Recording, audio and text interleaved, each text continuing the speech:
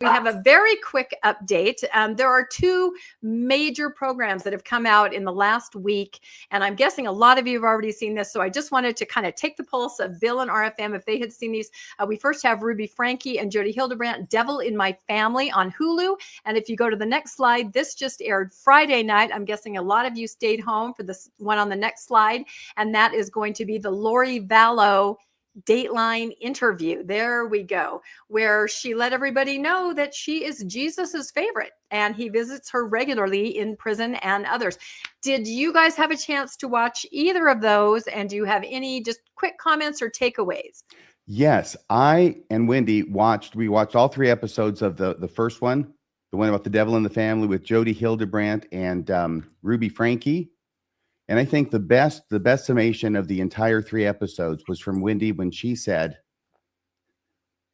"Those 2 bitches are crazy." We don't need to go on from that. That actually applies to both of them. So. That's all I need. His story covers how I felt, so we don't need to say anything more. It was crazy. I thought it was excellently produced. I saw. I don't know every detail about the case, but I know enough to know that they were leaving some out here and there and making editorial decisions in order to streamline the narrative. And I get that. And I thought they did a very effective job of doing that and helping me to understand how it was that this confluence of events occurred, this perfect storm that ended up in these 2 little kids almost being dead. Yep. And in the case of the other story, unfortunately, 2 children that were murdered. So when I was watching the Jodi Hildebrandt documentary, the Ruby Franke one, I thought about how one of our very first episodes on the newscast, you covered that, RFM. You read through the report of the injuries. And I just remember being so sick to my stomach when you were reading that on the newscast and then to kind of hear them rehearsed again here. But for those of you who haven't seen it yet, interesting light shed on Jodi herself feeling that she was possessed. That was one part of the story that I hadn't really caught. And they had footage of her and her bishop was there at her house trying to give her blessings. And then finally just said, "I can't do anything else for you." You know, it's a really interesting situation a bishop would find himself in because technically throughout church history, we're supposed to believe in demons. But here's this woman writhing on the floor, talking in a devil voice. You know, I don't know if he really bought into it. He kind of said, someone else will have to take over. And there's Kevin Franke. He goes, "Sure, come to my house." And that's kind of how it all started. Devil in my house. So that I hadn't seen that either. And that was so interesting. By the way, one more Wendy quotable on that part where she's writhing around, like saying, "She's mine," you know, and Wendy says, "She needs some lithium."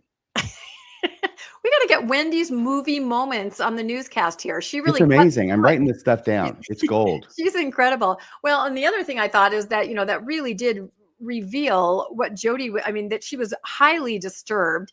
And at that same time, she had the ear of, we don't know how many, the brethren, the 12. We know she was having a meeting with Brad Wilcox to talk about, you know, mental health in the church. So it was even more disturbing to me to see how disturbed she was. So if you haven't caught that, it's on Hulu.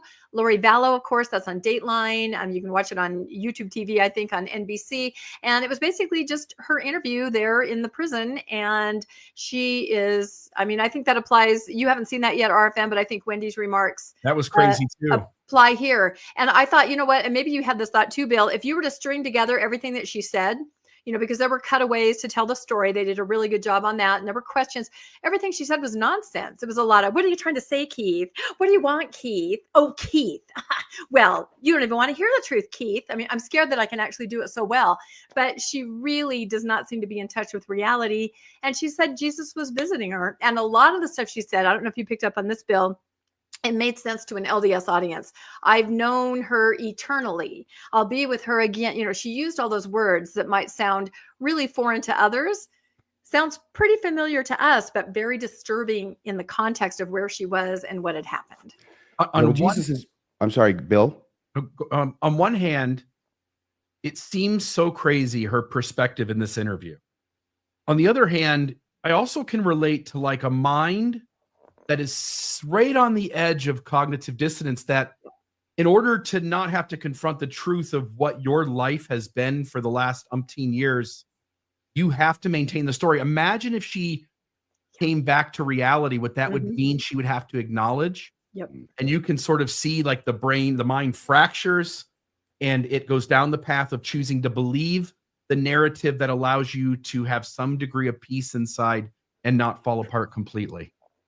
Yeah, no, I think that's all of us see that because it's true. Imagine if she were to snap out of it and come to reality. You could not live with yourself, you know? And I do wonder about Chad Daybell because, you know, she kept insisting, you know, I'm Lori Daybell, you know, don't call me Lori Vallow. I'm married. We'll be together again. I've seen it in a vision. Jesus has shown me, you know, and I don't know if Chad shares the same delusion still or if he is kind of having some cold, sober moments, but Lori is not. She is happily. She even says that she's very good friends with Tammy Daybell, her good friend, right? Who, as far as I know, she never met in life because, you know, she was involved with Chad, but she claims that, you know, that Chad's wife visits her and everything's fine and she understands. So yeah, it's a heavy delusion. Anyway, we recommend these, I think. Do we recommend them? I mean, they're hard to watch, so I guess watch at your own risk, but they sure are interesting. Can I just say that if Tammy Daybell, not Tammy, I'm sorry, if Lori Vallow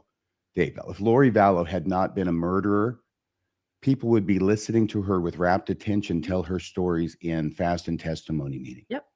Yep. Or prepper conferences. And that's it. And you could really see the way she was acting with the interviewers, the same way that she acted with the police, the way she wiggled out of everything. You know, when her poor husband, Charles, was going to the police saying, she is crazy and she's trying to kill me. And she goes in, oh, you know, and she got away with it until she didn't. So anyway, check those out, everybody. If you want to be disturbed and let us know what you think in the comments for sure.